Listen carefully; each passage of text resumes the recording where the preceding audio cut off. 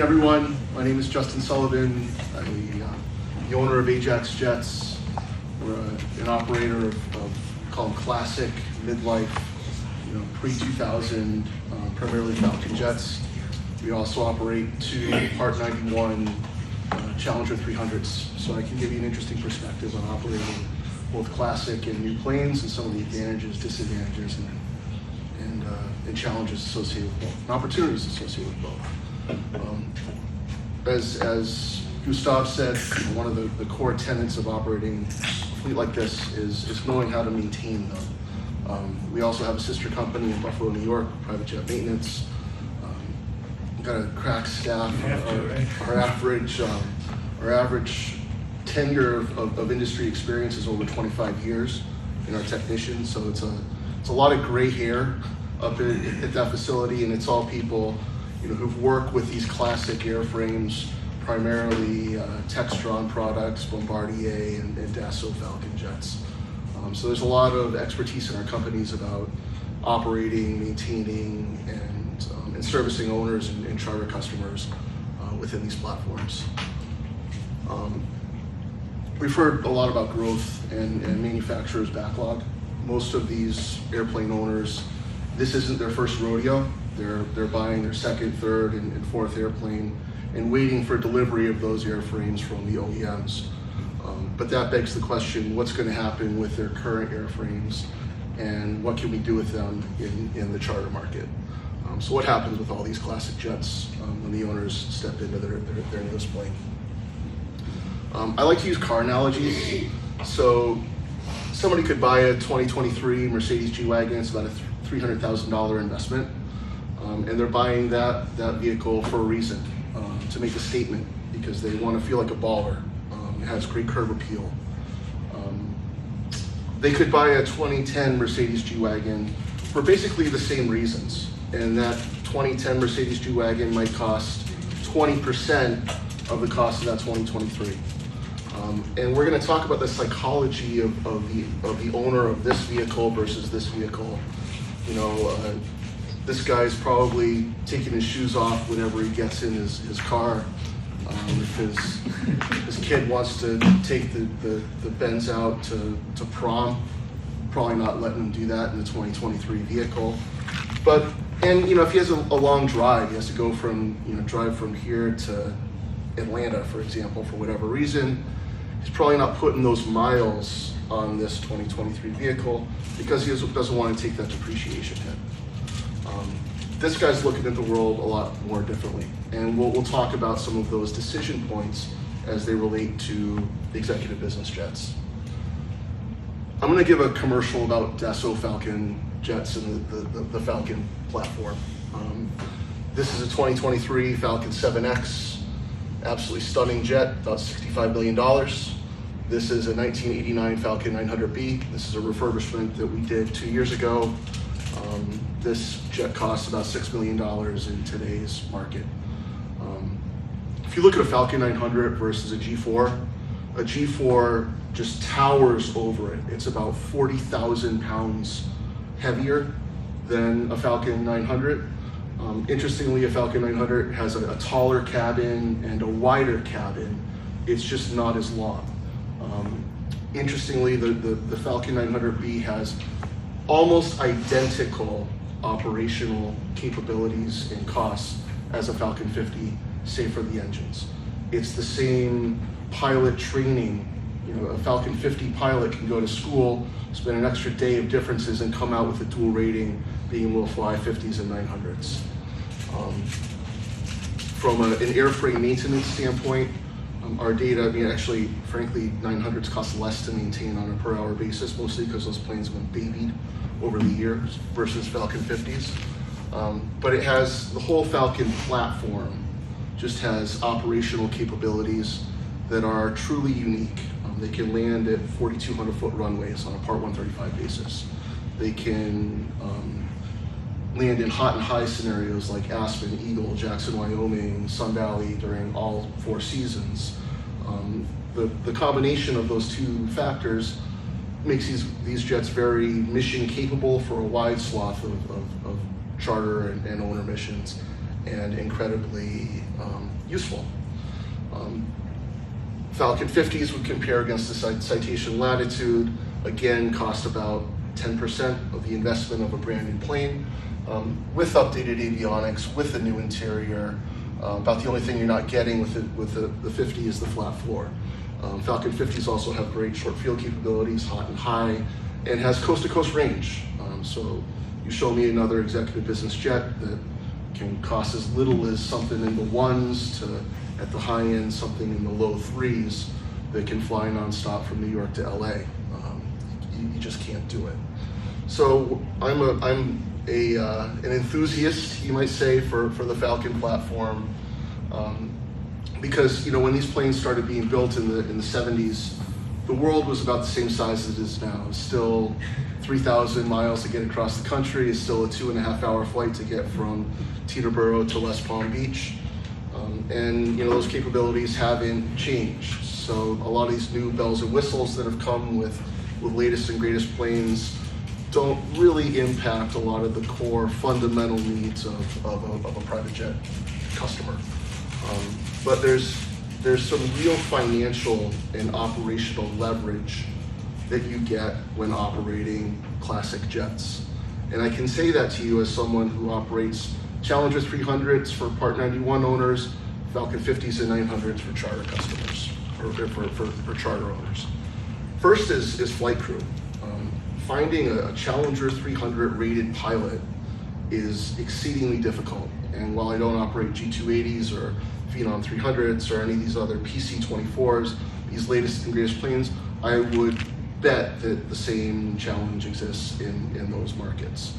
So often you're finding pilots who aren't rated and bringing them in, only to find out that flight safety for an initial is scheduling out a year. So as these owners who are coming in buying onesie, twosie planes are finding out, the only way to get a time to value with that is either do something very creative with the training or pay through the nose to get a pilot that you're poaching from FlexJet or NetJets or someone else who's already got the rating. But in that case, you're paying, truly top dollar. Simulator training costs. A cost for a recurrent on a Challenger 300 is more than double the cost for a simulator recurrent training on a Falcon 50 or 900. If you have a latest model jet, you're probably not maintaining that anywhere but a Bombardier service center or a Dassault Falcon Jet service center. And you're probably not doing anything but using OEM parts because you want to protect that investment. Your heavy check, the heavy check for a Challenger 300 is almost $1 million, could be more. Service bulletin compliance, every single cost point with newer planes is considerably higher than it is in particular with the Dassault Falcon Jet platform. So Falcon Jets operate on a 6 and 12 year heavy check cycle. So a data point is that a 2C and landing gear, the big 12-year item, you can budget that at about $500,000 for a Falcon 50 or a Falcon 900, compared to the major heavy check was 128 months for a G4, whatever it is, is in the door $1 million and out the door probably double that. Falcon 50s are built with, I know Jay alluded to the engine programs and in particular the high differential between the cost to maintain Honeywell engines and the cost of the Honeywell engine service program. Our Falcon 50s do not run with engine programs. Somebody else has taken this depreciation hit for a jet that, a comparable jet being 30 million, now 2 to 3. And pulling it off of that program is not going to have a discernible impact, in my opinion, on the depreciation of that plane. That said, we just recently completed 2 MPIs and 1 CZI, so 3 major service events on 3 engines for one of our birds, and that was about a $550,000 job for all 3 engines. These are 2,100-hour engines. So that breaks down to less than $90 per engine per hour for 2 midlifes, and 1 overhaul. That compares to over $400 an hour for MSP Gold, right? So in a high utilization model like we have, where our planes are flying over 1,000 hours a year, which, and we'll get to some of our secret sauce on how we're able to achieve those numbers. If you were to fly a plane for 2 years with MSP, you would be paying in $2.8 million for a job that, with these TFE engines, I just explained, we paid $550,000 for to get it through its next service event. We would rather have our owners in our program keep that money than pay it out to MSP. And that one single factor dramatically changes the whole calculus of owning one of these jets. Talk about depreciation. You know, when I first learned about this business model, I was a sales executive with a company called Dumont, and we were talking about this being really a business plan for the last 4 years, the last 6 years, like an end-of-life business plan for a jet. And we were going to do a great job timing out the engines. And that was really before the charter market turned and discovered that, you know, you can keep one of these planes flying for $250,000 to $500,000 past that heavy check, and it's totally worth it. But if you had a $30 million Challenger 300 or a Citation Latitude or whatever, would you really want us putting 1,000 hours a year of revenue on it, even if we could? And the answer is probably not, because you wouldn't want to take that depreciation hit. You also would, even if you could, you wouldn't pull that Challenger 300 off of an engine program, because you'd take a depreciation, you know, a massive depreciation hit. Not so with this category. Question. I have a question on that.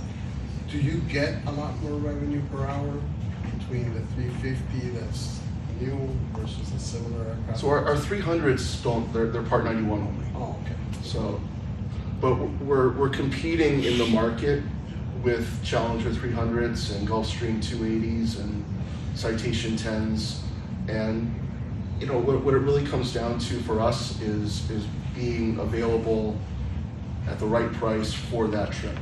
So one thing that we don't do is jet cards.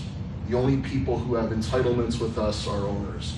So our schedule is always stacked to make sense, and we don't have a fixed base of operation. Our planes float all over the Americas without returning to a home base. So that one factor gives us far greater pricing power for the one-way market.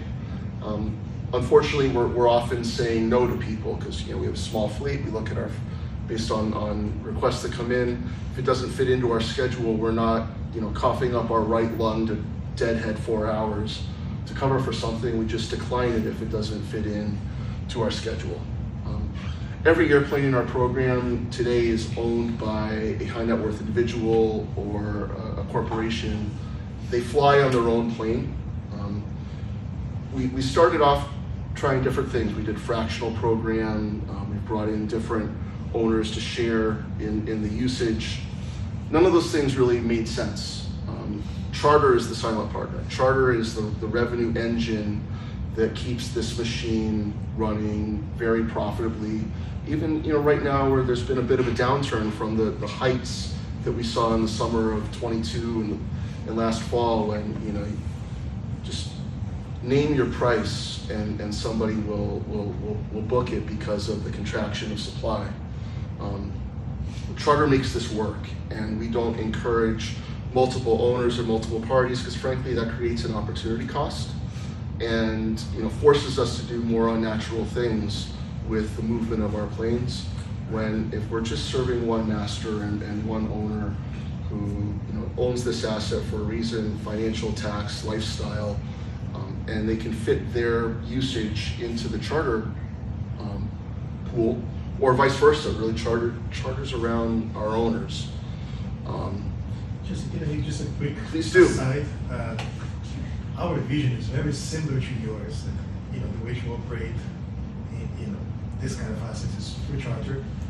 We see a lot of people, I'm gonna start the fractional, yada. We think that fractionals only make sense for very large fleets. very, very large, very homogeneous fleets where you can, place multiple planes in different corners of the country. And really, this takes us back to the founder of NetJets, Rich Santulli, I guess his name. He was a mathematician, and he figured out that, well, if I can sell like 8 shares per airplane, and I have a large enough fleet that can guarantee that 99% of the time, somebody will make a request and I'll have a plane nearby. Because the fleet's going to spread out across the country. So he calculated the probability, and in order to do that, he needed to acquire a charter company because they had the records. And he could derive the statistics from it. But it's big numbers, it's statistics and big numbers play. If you don't have 50, 100 airplanes, charters, you run into those issues, like different owners, you don't have enough planes to, meet, where they are at any given moment, and they're going to be unhappy, and you have too many masters. And trying to run a hybrid of charter plus fractional. Yeah, the worst of both worlds, right? Yeah, true story. And then maintenance, as I alluded to, our team in Buffalo, we're our own maintenance controllers. We do perform outstation maintenance and support retail customers and fleet owners, but we're really masters of the Bombardier and Falcon Jet platforms. And we do all of our own part sourcing, we do heavy checks, we do engine removal and replacement, and that's frankly, in addition to being a floating fleet operator that's able to say no to far more charter inquiries than we say yes to, based on the movement of our schedule, is really our secret sauce. So every airplane that's in our program right now is owned by an individual or a company, and it takes a certain mentality of an owner to fit into what we do. Most people that we talk to who dream of owning a jet dream of something that's latest and greatest. And going back to the car analogy, their goal is to have a 2023 Bugatti, not a 2012 Mercedes G-Wagon. And that Bugatti they would have, it would be like Ferris Bueller's Day Off. They'd have a building in the backyard with lights shining on it. They rub it with a diaper. The daughter doesn't get to take it to prom. It's a showpiece, and that's like having a Challenger 300 and keeping it, at Opelika or West Palm Beach or HPN or wherever is the airport in that owner's home base. And they're only going to let people they know on it. They're only going in it. If they charter it, it's really going to be charters around the owner's schedule. And that plane is going to fly however much the owner wants plus a nominal amount more. Our model is very different. It's about owners who are looking for an outcome. That outcome is reduced costs for private air travel, depending how much they fly, profitable air travel. Somebody who's flying 50 hours a year typically isn't a very good candidate for buying an executive business jet. But somebody's flying 50 hours a year, when that 50 hours is part of a 1,000-hour-a-year footprint, and the other 950 hours are making money, that owner, for a $2 or $3 million investment, comparing that 50 hours, if they're going to do it on a jet card of a super mid, 600 grand a year, 700 grand a year, in money out the door with no upside. NetJets, great company, but there's no upside. You're just signing up to pay through the nose for the best service in the industry. God bless you. This is a model that has upside. It has tremendous upside for a traveler. Somebody who's coming out in NetJets, wants 50 hours a year, doesn't mind an older plane, somebody who's paying a lot for charters. This is a better mousetrap.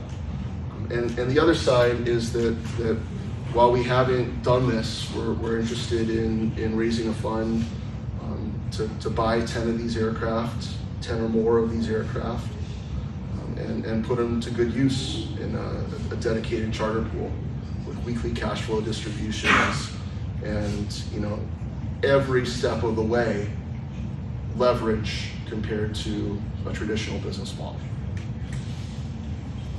So very brief. How many aircraft in your fleet? All 900s or 950s? 250s, two Challengers, and the rest are Falcon 50s. No way that they're just scattered around the U.S. The Challengers live in their home base, but the other planes just fly. And you're using the Buffalo? You said that you were based in Buffalo, or you're Our maintenance, FISDO? our FISDO is South Carolina. Oh, okay. And all of those planes are 135. Not the The Challengers. Challengers are. Right, everything else is. Now, you're raising $25 million to add another 10 aircraft? Yeah, to add for non-owner usage, like just. And you're gonna focus on 50s and 900s, basically? We'd like to. We're open to other ideas, but there's a great case to be made for 50s and 900s. No, I love those planes. So There's a lot. Dassault Falcon Jets are built differently. There's a lot of longevity, and there's if you have a continuous airworthiness program, a C-checking gear, $500,000 buys you a whole 12-year new lease on life. And your maintenance facility in Buffalo is basically geared to the Falcon Bombardier, product? do a lot of Yeah, Bombardier okay. stuff. Well, you're supposed to Canada, yeah, makes sense. Well, yeah. So basically, it's an interesting point. Like Bombardier doesn't want to work on old Learjets. They don't want to work on 604s and 601s. So they send a lot of that business to us. Just, I'll make a quick comment on the old versus new analogy that you made. The wise users, they realize that all of the most of the bells and whistles in new aircraft, they're there for the pilots. They're in the cockpit. Yeah. And a lot of times it's pressure from the pilots, because the pilots obviously they want to fly the newer, hyper expensive, with synthetic vision, infrared, whatever, auto land.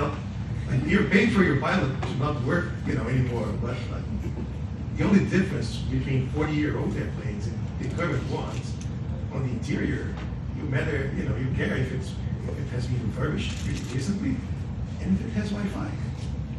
So that's it, And of course, it might be a little less efficient in terms of fuel consumption. I think the Falcons, they're a great platform because the engineering was decades ahead when they came out. And, I don't think the user, unless, you take out the loftiness of a new G550 or something like it, I don't think you're losing much, really. So We think whatever we lose in fuel efficiency, we gain in maintenance and parts, especially the engines. Yeah, The engines very alone. nice. Yeah. That engine's fantastic. So, the TFE 731, for those of you who don't know, was the engine on 15 different makes and models. small block Chevy. So, it was on Hawker 800 XP, the Lear. Lear 31, Lear 35, West Winds, Astra. So a lot of these are like more simple machines. So they have to make the shop visits more cost effective for those engines. And we're not using standard aero for those MPIs.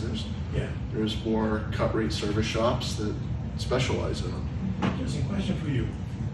With regard to maintenance other than engines, it seems to us that the newer airplanes, once they get off the warranty and everything else, their cost is very high because they are very feature-heavy airplanes. They have all of those systems.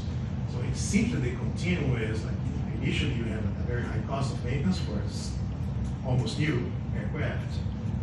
Then it goes down because older platforms are simpler and easier to maintain.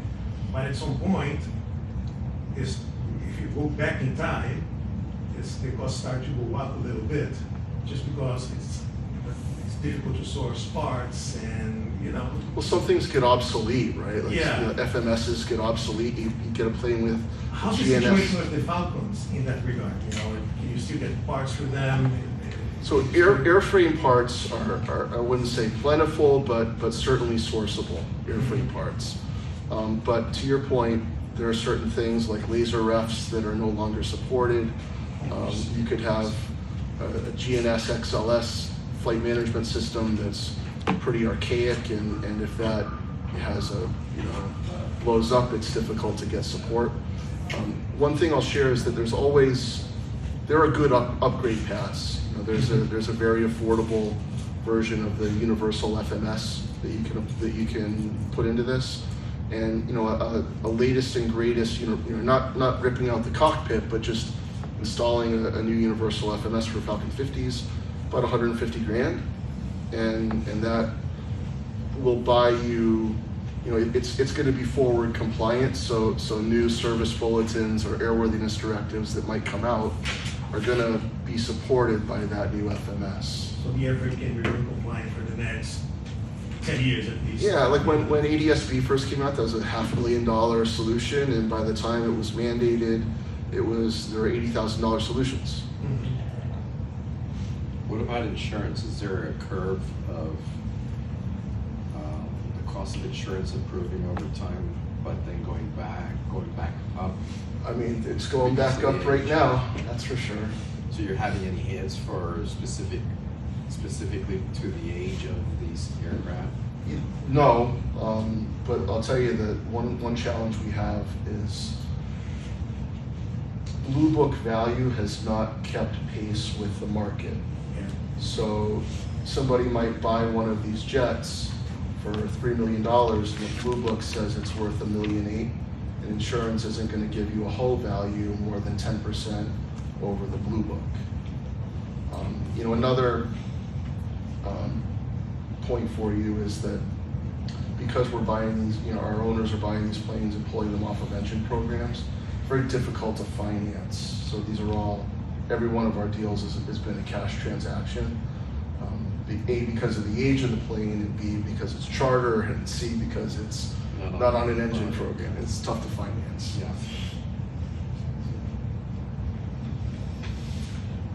We're trying to follow the very similar model here using the almost end of life 737 that's still the 400.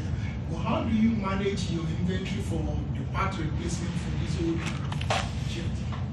How do we maintain how do we source planes? No, for the maintenance, for your part replacement and things like that. So, because they are old now. So, Well, everything is computer tracked in camp, so we're aware of items that are coming due for everything's either time or hour based, and because we've actually parted out one of these about 2 years ago, so there's still a lot of parts sitting on the shelf, but there's a very frothy parts marketplace with Dassault Falcon Jets. Here, there's Jet Parts Incorporated up in, I think they're in Boca, great partner of ours, and there's, our guys are sourcing parts all day. So we're not maintaining, and a lot of, just because we have 2 Falcon 50s, the parts are not necessarily interchangeable. There's a lot of nuance to that. So we don't inventory all of our parts. We're buying parts all the time.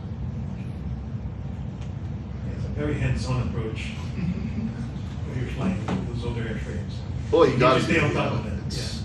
That's where the money is made or lost, right there. Exactly. So you mentioned that you pay out the owners on a weekly basis. Yeah. Or is it an allocated account that they keep for future maintenance, or you just No, we just pay it to them. to them, and then whenever the When bill maintenance, comes, as maintenance bills come up, we gotta fork it out. yeah. So even engines, like we're not keeping an engine reserve. All that is, Back to the owner. yeah. Well, it's for the IRR for them. When you calculate their IRR, it's a lot better because they get the cash back. It's a beautiful picture. Interesting. No defaults, no hesitancy whenever the time comes up to fork out the maintenance. $500,000 for three. I mean, that's very Yeah. very palatable. If he set aside, we tell him to be, if you're not conservative, set aside 500 an hour. And that's an exceedingly low number for a super mid-sized jet. Put $500 an hour into a kitty, and you're, I mean, depending on the hours when you buy the airframe and all that, but you know, you're going to be in good shape. Thanks, guys. Thank you.